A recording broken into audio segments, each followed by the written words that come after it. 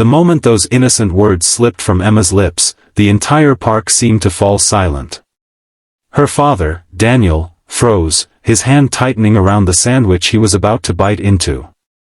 He followed his daughter's gaze, and that's when he saw her.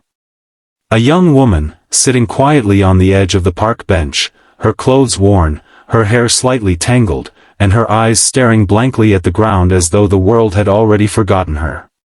In her lap was a torn backpack, hugged tightly against her chest as if it were the only thing she had left. She looked fragile, almost invisible, until Emma noticed her.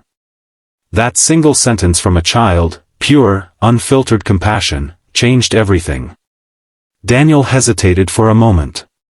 He was a successful man, busy with meetings, deadlines, and the kind of life that rarely slowed down enough to notice people like the woman on the bench.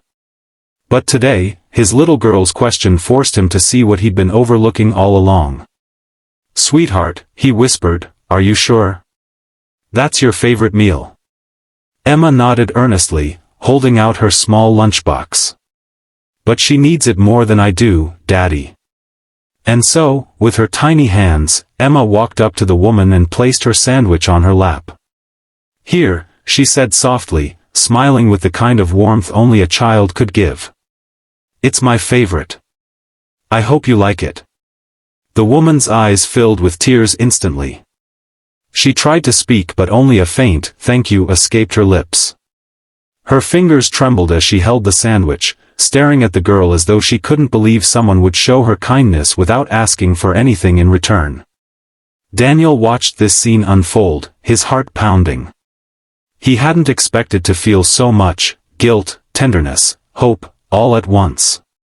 He sat down beside the woman, asking gently, "Are you okay? Do you have anywhere to stay?" She shook her head slowly, tears streaking down her cheeks. I lost my job. And then my apartment. I've been trying to find work, but," her voice cracked. "I'm just so tired." For the first time in years, Daniel didn't think about his business, his meetings, or his phone buzzing in his pocket. All he saw was a human being, broken but still clinging to dignity. He looked at his daughter, who was now patting the woman's hand as though to reassure her. "Daddy," Emma whispered, "can she come home with us?" Daniel's breath caught. He knew life wasn't that simple, but he also knew his daughter's heart was pure. That night, Daniel made a decision. He didn't just buy the woman dinner, he found her a safe place to stay, helped her apply for jobs, and even offered her a position at his company. Weeks passed, and the woman, her name was Lily, slowly began to rebuild her life.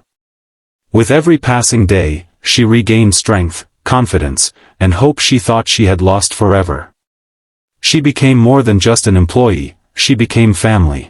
And all of it started with one little girl who refused to ignore another person's pain. One afternoon, as Emma and Lily sat together at the park, Lily whispered, "You saved me, Emma. You reminded me that kindness still exists." Emma, giggling, replied, "No. I just shared my food."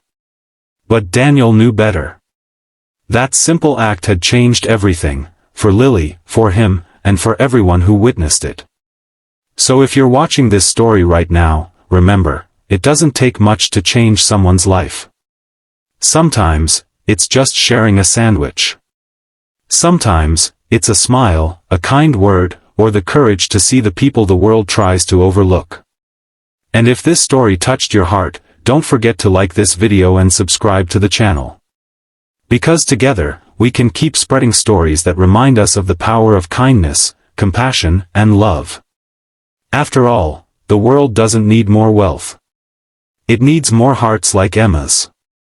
That evening, after leaving the park, Daniel couldn't shake the image of Lily's trembling hands clutching Emma's sandwich. He had always prided himself on being a good father, providing Emma with the best education, a safe home, and every comfort she could need. But something inside him told him he hadn't been teaching her the most important lesson, not with words, but with actions. That night, while Emma slept, Daniel sat in his study replaying the scene. He thought of the countless times he had hurried past someone in need, the way he had brushed off beggars at street corners, the way he had ignored the tired eyes of the cleaning staff in his office. He was a man of means, yet his wealth had kept him blind. It took his 6-year-old daughter's words to open his eyes. The next morning, Daniel returned to the park. He hoped Lily would still be there.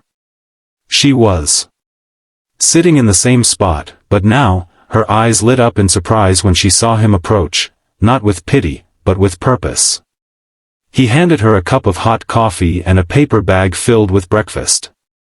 "I don't want to intrude," he said gently, "but I couldn't just walk away. Let me help." At first, Lily resisted. Pride is often the last shield for those who've lost everything. "I don't want charity," she whispered. Daniel shook his head. "It's not charity. It's a chance. You said yesterday you were looking for work. I have a company. We always need people who care about the details, who are hardworking. And I think you could be exactly what we're looking for." Her lips trembled. "You'd do that for me? You don't even know me." "I don't have to," he replied.